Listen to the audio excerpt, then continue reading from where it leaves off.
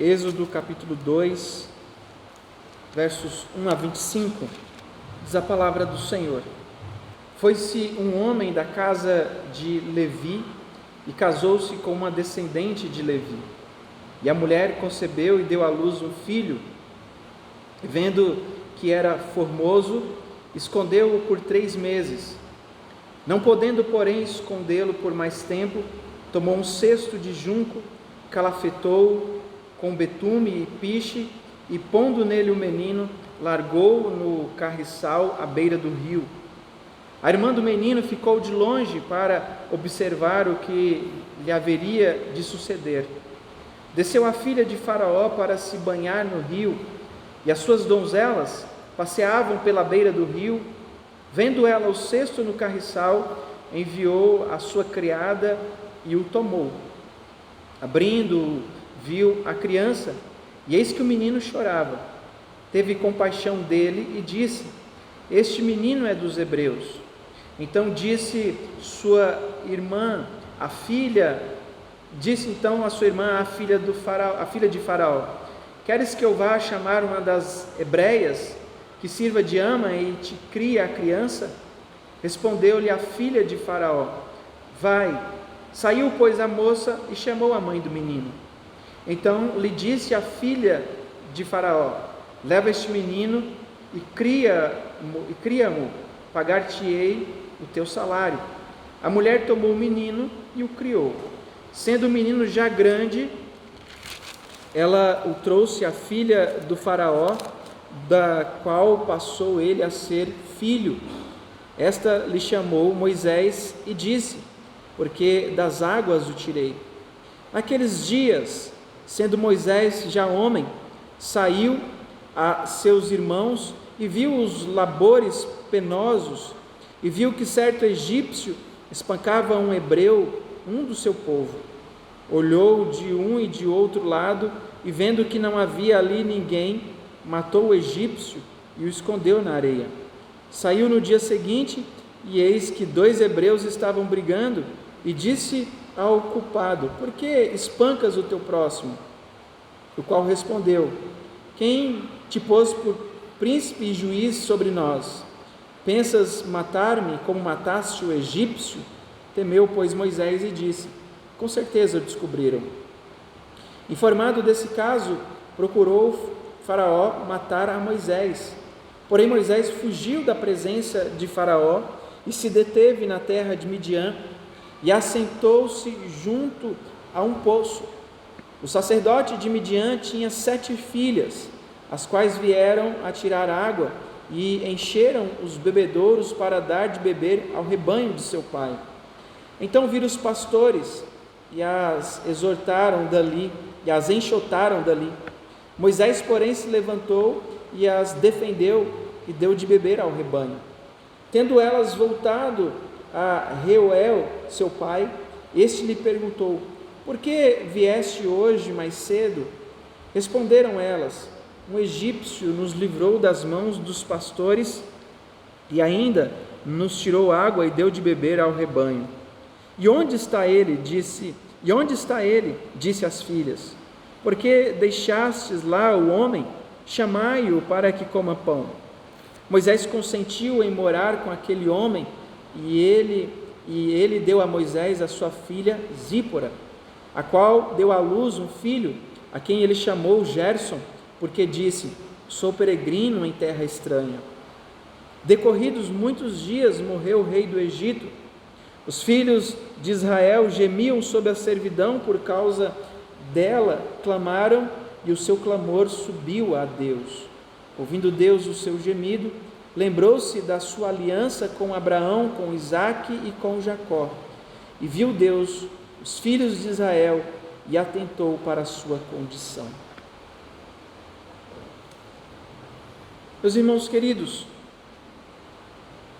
a grande bênção e a grande alegria que nossos corações podem desfrutar é ao olharmos para as Escrituras e sabermos que Deus sempre esteve com o seu povo, que Deus sempre amparou o seu povo, que Deus sempre conduziu o seu povo, E mesmo quando o povo de Deus enfrentou e passou pelos piores momentos, enfrentou os maiores sofrimentos de sua vida, porque essa é uma realidade que nós podemos entender, meus irmãos, que existe para os crentes, os sofrimentos. Em todo o tempo nós passaremos por sofrimentos e os enfrentaremos. Afinal de contas, nós somos peregrinos em um mundo caído. Nós estamos de passagem neste mundo, nessa terra estranha a todos nós, servos do Senhor. Deus, no entanto, meus irmãos, também sempre levanta líderes para o seu povo.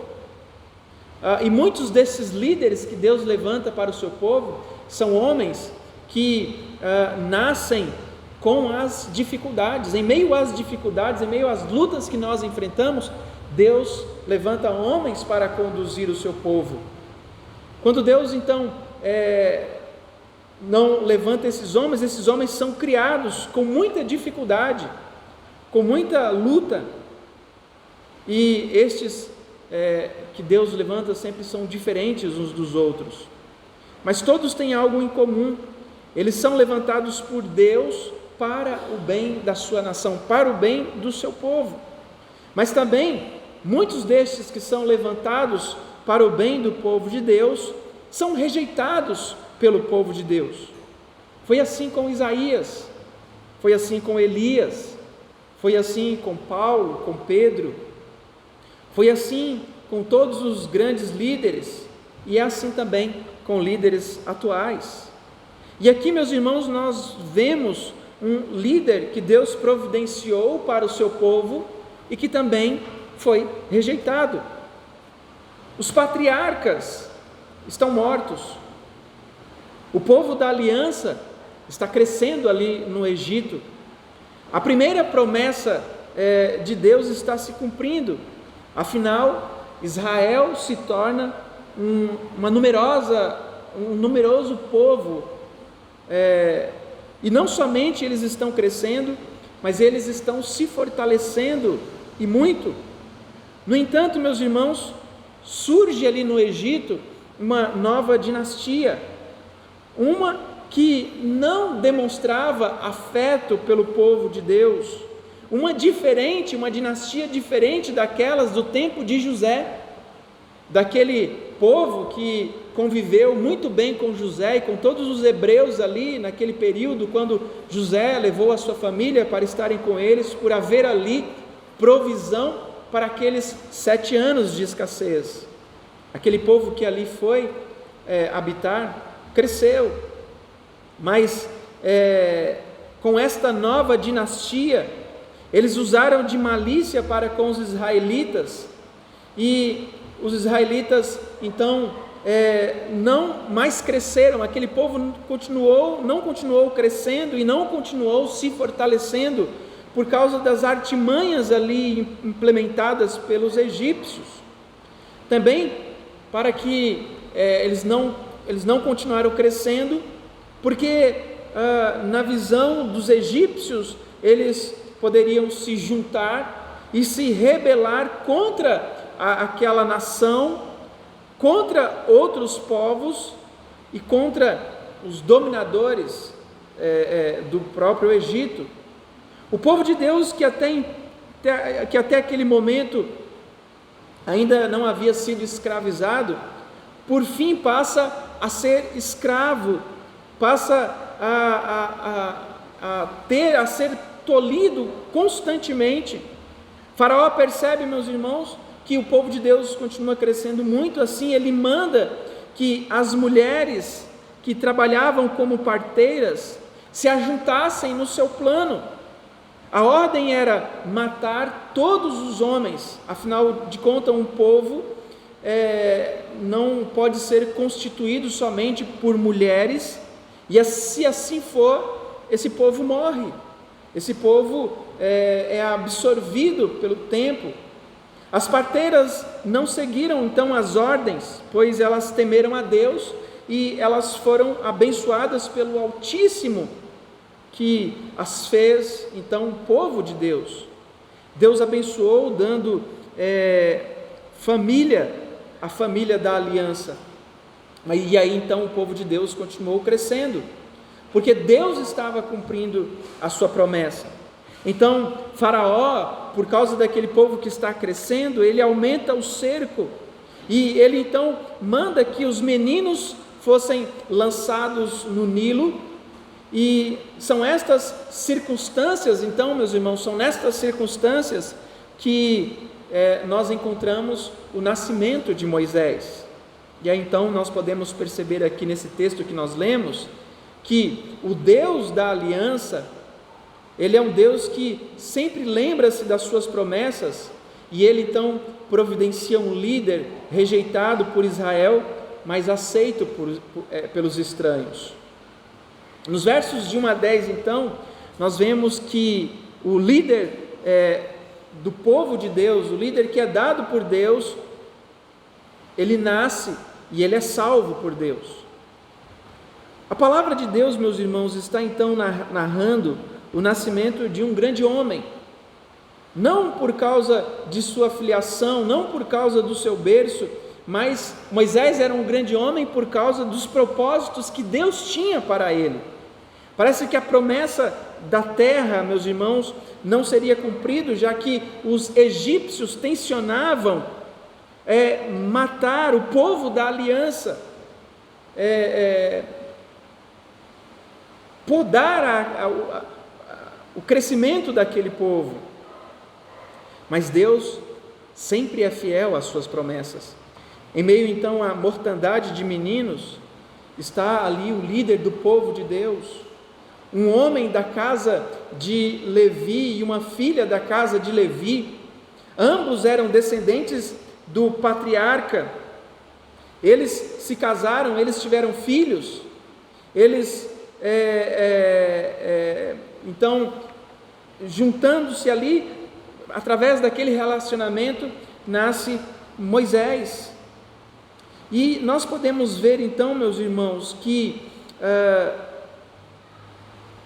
eles casaram-se, tiveram filhos.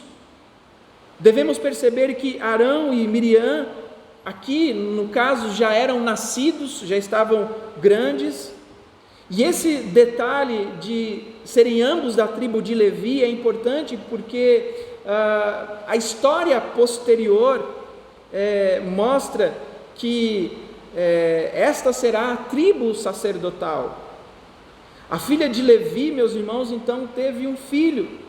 Ela deveria lançar esse filho no Nilo, seguindo então as ordens do monarca egípcio. Deveria sacrificar o seu filho ao Deus do Nilo. O decreto então ali era duríssimo, mas era um decreto que tinha que ser cumprido. E aqueles que não cumprissem o decreto do faraó, do rei do Egito, eles eram passíveis de punição. Mas a mãe vê que o menino era bom. E como diz o texto original, aqui não quer dizer que Moisés não era afetado pelo pecado, mas quer dizer que pela fé, Joquebede viu que o menino era saudável e que o menino iria cumprir os propósitos de Deus. Pela fé, Joquebede viu além das circunstâncias. Pela fé, então, Joquebede contrariou o decreto de Faraó e escondeu o menino Moisés.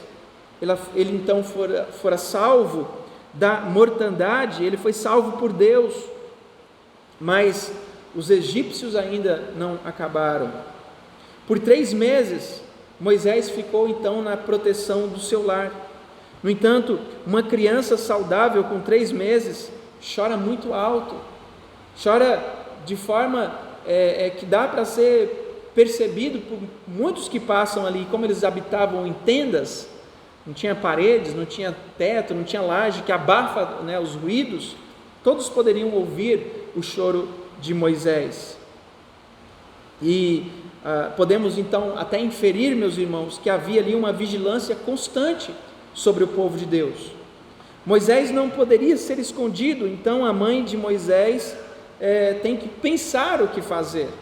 Joquebede então toma um cesto de junco uma arca, como diz o texto original, e mais uma vez a esperança para o povo de Deus está numa arca. Ela toma esse cesto que é comum naquela região, o calafeta, para se tornar um objeto flutuante e impermeável, para então ser colocado ali naquele rio e a criança ficar ali protegida dentro daquele cesto. Mas ela não lança o menino em qualquer lugar, ela planeja muito bem onde ela vai colocar o cesto, para proteger o menino de ameaças como crocodilos. Ela coloca um carriçal, este o protegia contra a corrente e contra os crocodilos. Ela então lança o seu filho no Nilo, sendo obediente ao mandato do faraó, mas ela não faz isso como sendo um ato de abandono, mas ela faz isso como sendo um ato de fé. Este ato também, meus irmãos, mostra diligência, já que Miriam recebe a ordem de acompanhar o cesto até onde ele iria flutuar. Este é um ato providencial de Deus que governa a história. Deus providenciou um libertador e Deus está protegendo este libertador. Afinal, a filha de Faraó, ela tinha o costume de se banhar ali no Nilo. Era como se fosse um ritual para ela fazer isso. Deus então, em sua providência, ele gerou uma confluência na história. O menino então está descendo ali o rio, e a filha do faraó também está descendo o rio. Deus vai esconder o menino onde ninguém poderia lhe fazer nenhum mal, no local mais improvável, na casa do próprio faraó. A princesa então vê o cesto descendo o rio no carriçal e pede que uma das suas criadas apanhe aquele cesto. Talvez o choro de Moisés tenha despertado nela este ato de querer consolar aquela criança. A criada então vai até onde o cesto está e o recupera. Elas abrem aquele cesto e se deparam com Moisés, e aí o texto aqui diz que ele está chorando, o que não permitiu que fosse ocultado. Então agora ela salva o menino. E aqui nós temos uma grande ironia, meus irmãos. O choro do menino compungiu o coração da princesa. Deus gerou no coração daquela mulher compaixão. Logo em seguida, a procedência daquela criança é atestada. Não era um egípcio, mas um dos hebreus. Esta era a origem de Moisés. Miriam, irmã de Moisés, observa tudo de longe. Ela viu que a princesa não tinha intenções de matar o menino, e ela então percebeu que havia mercê, que havia misericórdia da parte da princesa para com Moisés. Desta feita então Miriam se aproxima, e ela vê a oportunidade e ela fala, ela apresenta a solução à princesa, a filha do faraó, e então ela diz, olha, nada melhor do que uma hebreia para cuidar do menino. A pergunta é feita e há uma tensão, mas que é logo desfeita pela resposta favorável. Deus conduz a história, meus irmãos, e Deus então está providenciando a solução para o seu líder, porque a resposta da filha do faraó chama a hebreia para que ela então cuide dessa criança. E quem é que vai cuidar de Moisés até ele chegar ali, até ele crescer? A própria mãe de Moisés, a própria Joquebede. Uma outra ironia aqui, meus irmãos, é que a filha de Faraó salva o menino que salvaria o povo da maldade de Faraó. Joquebede estava entre muitas mães que choravam por seus filhos, mas eis que aparece aqui a sua filha, e ela chama a sua mãe e apresenta ali a grande notícia. Imagina a alegria que deve ter tomado conta do coração de Joquebede. Olha, mãe, Moisés está vivo. Mas mais do que isso, mãe, você não vai acreditar. A filha do faraó encontrou Moisés no Nilo. Mas mãe, mais do que isso, você não vai acreditar. Quem vai cuidar de Moisés até ele crescer, até ele chegar na fase adulta, é a senhora. A própria mãe de Moisés cuidaria do seu filho. E Joquebede então sai ao encontro da filha do faraó e também ao encontro do seu filho. Ela se apresenta diante da princesa do Egito, que lhe dá uma incumbência. Joquebede deveria levar Moisés, cuidar de Moisés, e mais do que cuidar do próprio filho, até ele crescer, ela receberia um salário para isso. É a forma como Deus trabalha, meus irmãos.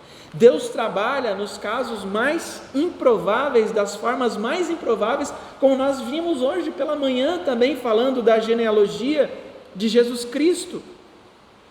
Joquebede certamente exultou de alegria. Ela cuidou do menino, ela criou o menino ali, que há pouco tempo havia sido lançado no rio para morrer, mas agora ela volta com o menino nos seus braços, com muita alegria e sem precisar esconder o menino, sem precisar ter medo que ele chorasse ou que alguém pudesse escutar. Nós vemos nisso, meus irmãos, que Deus está no controle. O menino receberia não somente o cuidado dos seus pais, mas ele também aprenderia a fé dos seus pais. Ele seria iniciado na fé dos hebreus e ele conheceria o Deus que o salvou. A ordem então foi cumprida. O menino foi levado até o tempo em que ele deveria ser devolvido à filha do faraó. O menino que contava com a proteção de Deus, agora conta com a proteção também dos egípcios. Moisés foi levado por sua mãe e foi criado por ela, sendo ele já grande, provavelmente aqui chegando já à idade de 12 anos, que era o período em que os meninos eram considerados mais independentes. Ele foi trazido para sua mãe adotiva. Moisés então passou a ser filho daquela mulher, ele passou a ser filho da filha de Faraó, um trocadilho para dizer que ele foi tirado das águas. Mas há um detalhe maior.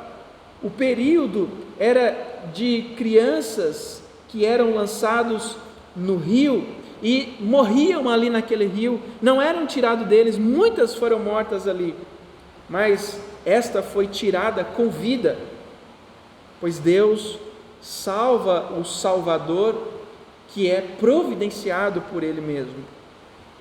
Meus irmãos, o nome de Deus não aparece nessa primeira parte da narrativa, e aqui nós podemos ler e nós não vemos nesses primeiros versos de 1 a 10 o nome de Deus aparecer, mas nós podemos ver que ainda que Ele não apareça, Ele está agindo. Nós vemos pela narrativa, meus irmãos, que Deus é soberano sobre a história, nada foge do seu controle. Muitas vezes nós podemos pensar que Deus sumiu, afinal nós vemos coisas terríveis acontecendo, mas Deus não sumiu. Ele não deu corda no mundo e se ausentou, como dizem os filósofos. Deus governa. Deus também protege o seu povo, apesar de muitas vezes isso não ser aparente, apesar de muitas vezes isso não estar tão visível, Ele protege. Deus mostra como é ridículo os poderosos intentarem algo contra o poder de Deus. Os egípcios, os mais poderosos da época, não conseguiram matar uma criança que era protegida por Deus. Deus está sempre agindo. Deus age no que nós chamamos de milagre, mas Deus age, meus irmãos, naquilo que nós também chamamos de cotidiano. Deus mostra que os momentos de prova podem demorar e que nós devemos ter paciência ao enfrentar esses momentos. Deus mostra que Ele usa maneiras mais simplórias para a salvação, para que a glória e o poder dEle sejam evidenciados. Deus também mostra que as suas promessas vão cumprir, e nós devemos crer na soberania de Deus, mesmo que nós não vemos a ação de Deus em meio às realidades que nos cercam. Mas nos versos de 11 a 15, então, meus irmãos, nós vemos uma outra fase da vida de Moisés, porque agora o próprio Moisés, ao escrever este livro, ele relata não mais da sua história quando criança, do que aconteceu, do livramento de Deus, mas ele vai mostrar agora um outro momento, quando ele mesmo é rejeitado. Naqueles dias, nos versos, conforme a expressão que aparece aí nesses versos de 11 a 15, essa expressão indica que já havia passado um bom tempo. Moisés não tinha mais 12 anos, mas bem provável que ele já estava na fase adulta. O povo de Deus continuava sendo oprimido, e enquanto isso, Moisés estava sendo preparado por Deus. Moisés recebeu uma educação completa ali no Egito. A sua vida era uma vida regalada, mas o povo de Deus sofria. Talvez os meninos ainda estivessem sendo mortos. Talvez Faraó conseguiu diminuir o crescimento daquele povo, mas a opressão continuava. Moisés está prestes então a entrar em cena. Ele está agora com 40 anos, como diz Estevão no livro de Atos. Ao sair de casa, então, ele vê os seus irmãos, o povo hebreu. E o texto diz que Moisés não era um egípcio, Moisés era um hebreu. Ele vê a opressão do povo de Deus e ele se compadece. Há uma clara identificação, meus irmãos, de Moisés com o povo hebreu. Ele vê então algo terrível. Ele vê um egípcio espancando um hebreu. Ele não suporta aquilo que ele está vendo. O escravo hebreu está apanhando, e a intenção do egípcio não é apenas um corretivo, mas é espancar aquele hebreu até a morte.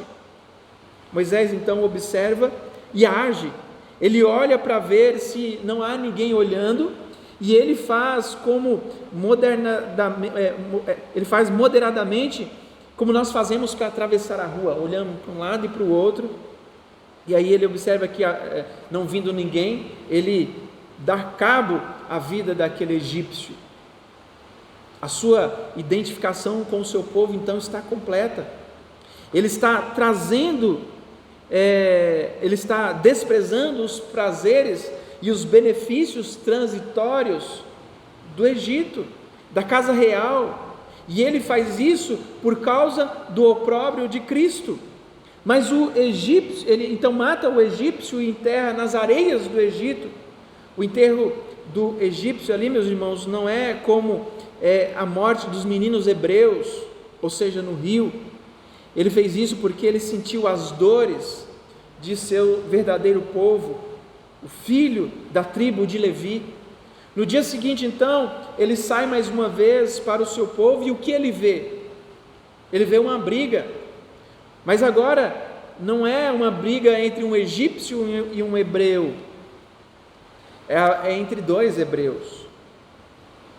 Moisés então vê aquela situação inusitada, um povo oprimido pelo egípcio, que também se oprime, ou também é oprimido entre eles mesmos se oprimem. Moisés se revolta, e movido por aquele senso de justiça e também pelo entendimento que ele tinha da sua função, ele resolve agir. Ele sabia que Deus o havia levantado para algo, ele sabia que havia sido poupado para algo, e então ele age por sua fé. Ele se volta para aquele que está espancando aquele hebreu. O termo jurídico aqui aponta para uma culpa consumada, aquele que tinha uma culpa consumada. Moisés então se volta para aquele e ele age como um juiz. Por que espancas? O culpado ainda faz pior. Moisés está dando a entender que Deus que Deus é aquele que salva por intermédio dele. Mas o povo hebreu não percebe isso, e lhe falta entendimento. Há um revide aqui então daqueles dois hebreus. Eles dizem assim: quem te constituiu juiz? Ou seja, você é um egípcio, por que você se mete no assunto dos hebreus? Com tais palavras então, meus irmãos, Moisés é rejeitado. Normalmente, os líderes que Deus dá ao povo são rejeitados. Veja a história, veja as igrejas. Ele entende que o fato do dia anterior que aconteceu dele matar um egípcio havia sido descoberto. Ele teme por sua vida então e ele procura fugir. Faraó então é informado daquilo que havia acontecido e ele procura matar a Moisés. Faraó vê Moisés como sendo um risco para o seu governo. Imagina um homem de ampla aceitação no Egito, de ampla aceitação entre os hebreus. Se ele quisesse se voltar e tomar o poder das mãos do faraó, seria muito fácil. Mais uma vez, a vida de Moisés corre perigo. Moisés então foge do Egito para a terra de Midian. Ele, ali na terra de Midian, se assenta perto de um poço. E aqui então, meus irmãos, nós vemos que a atitude de Moisés demonstra a sua fé. Ele prefere o sofrimento junto ao povo de Deus do que os prazeres transitórios do Egito. Sua escolha tem tremendos custos. Ele deixou o conforto, ele deixou os prazeres, ele deixou a segurança e ele pensou na sua recompensa futura. Meus irmãos, será que nós preferimos os prazeres desta vida ou nós preferimos ser identificados com o povo de Deus? O evangelho que Moisés entende não é o evangelho da prosperidade, mas é o evangelho do opróbrio de Cristo. Se identificar com o povo de Deus, muitas vezes é sofrer e é ser rejeitado. Ser cristão, meus irmãos, é identificar-se com Cristo e com o povo nos momentos bons e nos momentos ruins. Os líderes cristãos muitas vezes são rejeitados pelos seus, e Moisés foi rejeitado pelos seus, mas ele foi aceito por outros. E aí então nós vemos os versos 16 a 22, que um Salvador então é levado a outros. A rejeição de Moisés o leva para Midian. Ele fica ali no poço local. Estes locais na antiguidade funcionavam como praças, ou seja, era um local de encontro e de grande movimentação ali na cidade. Moisés está fugindo, meus irmãos, mas as suas ações não mudam com a residência em que ele estava. Os seus valores permanecem, o seu senso de justiça permanece. Em Midian, então, havia um sacerdote, ele possuía 7 filhas que trabalhavam com o seu rebanho. As 7 filhas vão até o poço para tirar água para os seus animais, e ao chegar elas se deparam com Moisés. Os homens, os pastores locais, então começam a implicar com as filhas do sacerdote, e eles querem expulsar aquelas moças dali. Mas Moisés, da mesma forma como ele agiu antes, ele toma partido e age ali como um mediador. Ele se identifica com aquelas moças e ele protege a elas, e também dá de beber aos seus animais. O que demorava muito para acontecer foi novamente aconteceu, foi feito por Moisés ali. As 7 filhas então voltam mais cedo para casa. O sacerdote nota que a rotina foi quebrada. Ele se volta e pergunta: por que vocês chegaram em casa tão cedo? A resposta, meus irmãos, então revela o porquê da quebra daquela rotina. O relato das filhas aponta para a ajuda que o estrangeiro egípcio deu a elas. O egípcio havia livrado a elas e havia dado água ao rebanho delas. O sacerdote vê então que as filhas haviam cometido uma gafe. Por que vocês não trouxeram este homem aqui para que ele pudesse então ser recompensado? O sacerdote manda chamar Moisés para que coma pão, para que seja recompensado por causa da sua utilidade. O convite para jantar então se torna algo maior. Reuel ou Jetro oferece a Moisés um casamento.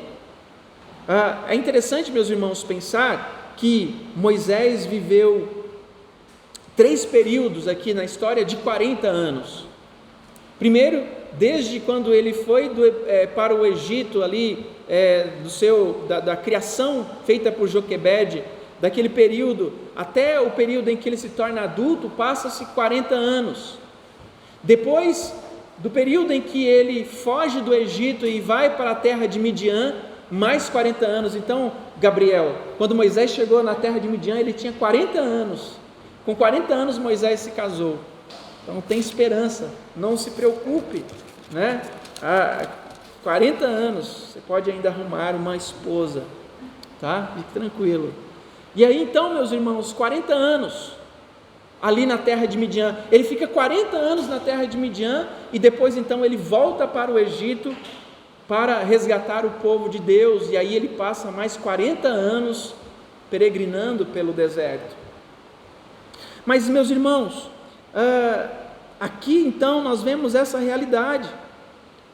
Ainda que Moisés tivesse encontrado uma casa, ainda que Moisés tivesse encontrado uma família, ele ainda era um estrangeiro, pois o seu lugar era com o povo de Deus.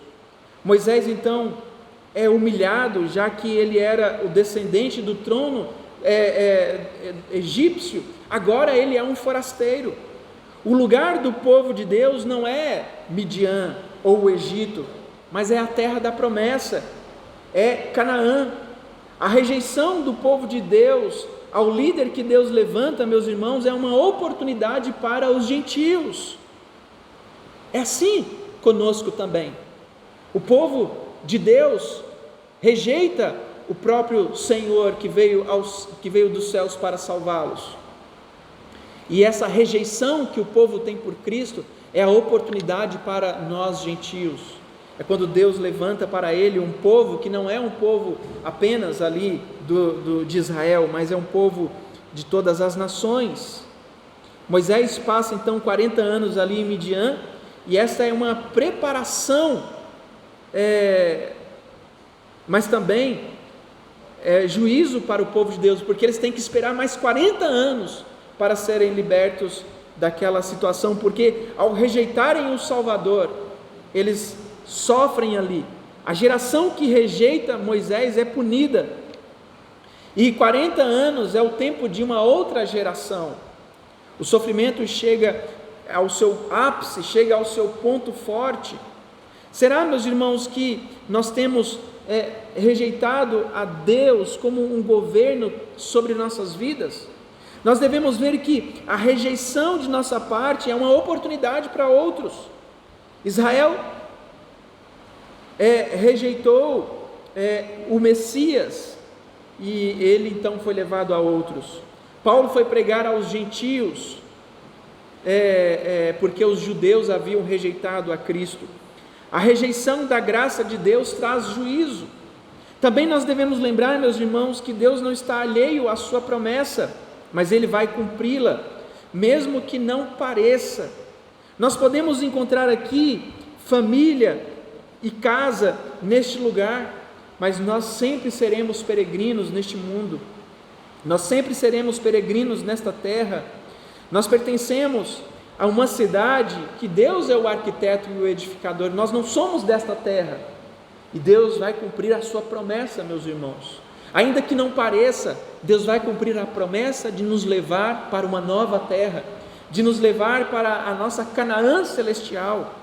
Mas vejam, meus irmãos, o ponto 4, os versos 23 ao 25, porque Deus ouve o clamor do povo e se lembra. O problema do juízo aqui pode ser resolvido.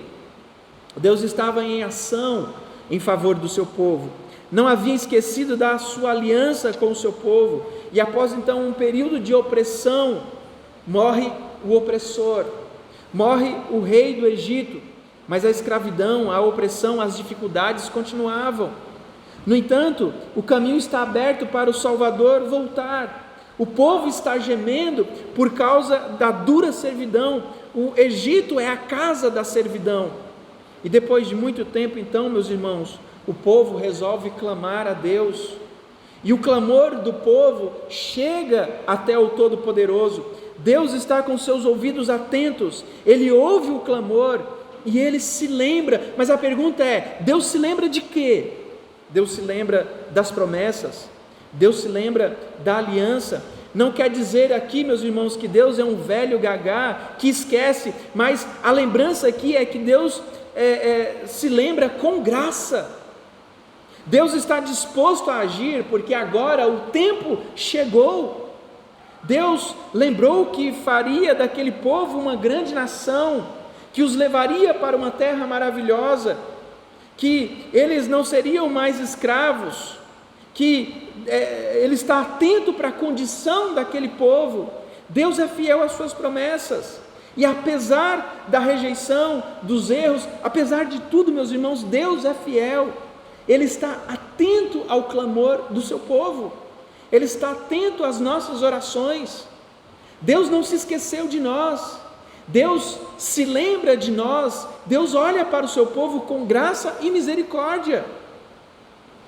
Mas, meus irmãos, nós vemos aqui que em meio à transitoriedade, as coisas estão em constante mudança, mas Deus não muda as suas promessas. Nenhuma das promessas de Deus há de falhar. Por isso a nossa esperança, meus irmãos, não pode estar no homem. A nossa esperança não pode estar no governo, nos governos deste mundo. A nossa esperança não pode estar nas coisas desta vida. A nossa esperança está no Senhor, está nas suas promessas, está na sua soberania. Também, meus irmãos, nós podemos ver aqui que Deus escuta o seu povo. Sempre que clamamos em busca de socorro, Deus ouve. Deus não está com os ouvidos tampados que não possa nos ouvir. Deus ouve. Ele se lembra e Ele vai agir no tempo certo. Nós devemos orar ao Senhor, nós devemos ter vida de oração, nós devemos clamar juntos.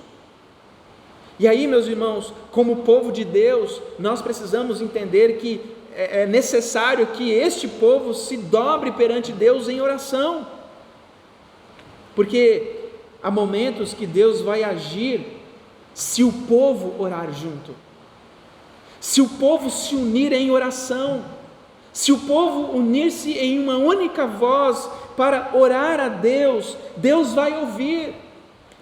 Deus ouve, Deus age. Deus poderia ter escolhido, meus irmãos, vários meios para Ele poder agir e trabalhar, mas Ele escolheu agir através da oração. A oração não muda Deus, a oração não muda os propósitos de Deus, mas a oração é uma ferramenta usada por Deus para Ele agir na vida do seu povo. A oração é o meio que nós temos para clamar a Deus, mas a oração é a ferramenta de Deus. É por meio da oração que Deus age, é por meio da oração que Deus manifesta o seu poder, a sua glória e a sua bondade para conosco.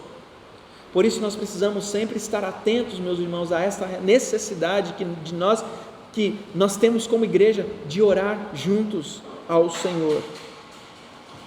Mas, meus irmãos, como que esse texto aponta para Cristo? Quais são as implicações cristocêntricas deste texto? Meus irmãos, há um varão que era uma promessa de Deus desde os primórdios, que era um Salvador, aquele que nasceu em dificuldade, aquele que, assim como Moisés, quando ele ainda era bebê, tentaram matá-lo, mas ele foi protegido, ele se tornou um homem, e ele, assim como Moisés, foi rejeitado pelos seus. A sua rejeição foi tão grande que ele foi pregado numa cruz, no madeiro. Ele sofreu não apenas a rejeição por parte dos seus, mas ele também sofreu a rejeição por parte de Deus. Mas ele era o Salvador da parte de Deus. Ele era o meu Salvador e o seu Salvador. E aí então, meus irmãos, assim como Moisés se identificou com Cristo, assim como Moisés, meus irmãos, nos leva a pensar sobre Cristo, nós também devemos nos identificar com Cristo.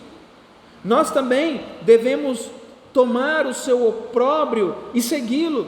Nós também devemos aceitar o Salvador que viveu e morreu por nós e seguirmos os seus passos. Ele é o nosso Salvador, Ele é o nosso Rei, Ele é o libertador que Deus levantou para redimir e para salvar o seu povo da escravidão do pecado, da escravidão do diabo, da escravidão deste mundo. Moisés é um tipo de Cristo. Moisés aponta para Cristo, porque Moisés foi aquele que foi até o Egito como um libertador, como um resgatador, como um salvador daquele povo. E isso apontava para aquele que viria como sendo o resgatador do povo de Deus, o resgatador do Israel de Deus, o resgatador daqueles que estavam vivendo na escravidão do pecado. E perceba, meus irmãos, que a maneira como Jesus Cristo vem, Jesus Cristo age, Jesus Cristo salva, a história já havia sido contada. Nós olhamos para o Antigo Testamento e nós vemos os tipos e as sombras que apontam para Cristo. Nós vemos, meus irmãos, que há ali vários tipos que apontam para Cristo, como o próprio José do Egito, Moisés e tantos outros, que a sua história lembra a história de Cristo. Mas nós vemos também os símbolos, os tipos, as setas que apontam para Jesus Cristo. A arca que salvou Moisés ali, meus irmãos, de morrer no rio Nilo, aponta para a arca do dilúvio, ou a arca do dilúvio ali mostra, é prefigurada naquela arca que salvou Moisés, e a arca que salvou Noé e seus filhos no dilúvio, a arca que salvou Moisés no Nilo, aponta para o Cristo que também nos salva, que nos livra da ira de Deus, que nos livra, meus irmãos, de sermos consumidos pelo juízo de Deus. Jesus Cristo é o nosso Salvador, Jesus Cristo é o nosso Senhor, Jesus Cristo é o servo rejeitado, Jesus Cristo é o rei que foi humilhado, Jesus Cristo é o filho do rei que foi odiado pelos seus, mas Ele é aquele que nos salva, que nos liberta e que nos transforma. E por isso então, meus irmãos, independente das dificuldades e das coisas que nós venhamos a sofrer neste mundo, nós sempre precisamos estar dispostos a seguir este rei, a ouvir a voz deste rei, a obedecê-lo e a negar o mundo para vivermos em submissão ao nosso grande e poderoso libertador, Jesus Cristo. Porque Ele há de voltar, Ele há de vir a este mundo para nos salvar, para nos redimir e para nos transformar completamente do nosso pecado. Portanto, meus irmãos, que nós possamos olhar para história como essa que o próprio Moisés conta acerca do plano de Deus sobre sua vida, e que nós possamos perceber o Deus poderoso, o Deus criador, o Deus sustentador, é um Deus que cuida do seu povo constantemente. É um Deus que cuida de nós. Nós podemos colocar a nossa cabeça no travesseiro essa noite e dormir tranquilamente, meus irmãos, crendo que o Senhor Deus cuida de nós, que o Senhor Deus nos sustenta, ainda que nós não vemos o todo, ainda que nós não vemos toda a realidade que nos cerca, mas nós podemos ter certeza, Deus está ali, Ele está cuidando de nós, Ele está nos sustentando, Ele está nos guardando, Ele está nos preservando, Ele está nos fortalecendo a fé, para que nós possamos ser encontrados nele eternamente, para a glória do seu santo nome. Deus nos abençoe, queridos. Vamos ficar de pé, vamos cantar